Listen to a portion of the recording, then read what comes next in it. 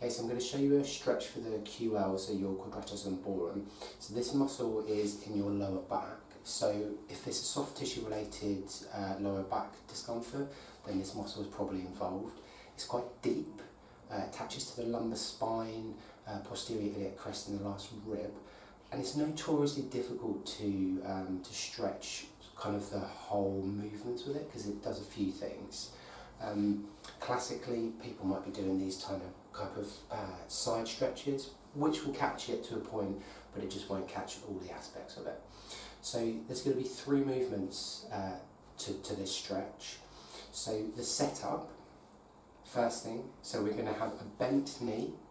Okay, so I don't want a straight leg, because that could be, if your hamstring's tight or you have like sciatic nerve irritation, that could target that. So we want to keep our knee flexed. This hand is going to grab the inside of the foot, and then our elbow goes on the outside of the knee.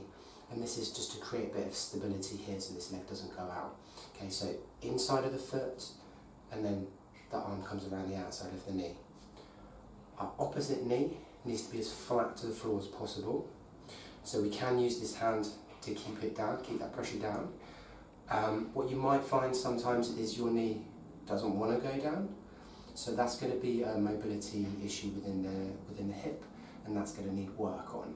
Okay, so ideally we need this flat to the ground. So our first movement of this stretch is going to be flexion of the spine. Now when I grab hold of this foot, I put myself in flexion anyway. So we need to hold this position. Our second movement is we're going to rotate away. Okay, so I'm going to kind of look over my shoulder and try and get this turn. So that's the second one. The third movement is I need to do a bit of lateral flexion, so side flexion. So this rib, side of my rib cage, is going to come to the thigh. So I'm going to just move into that position. So we've got grabbing hold of the inside of the foot, arm on the outside of the knee. That creates our flexion. We're going to turn away. That creates our rotation.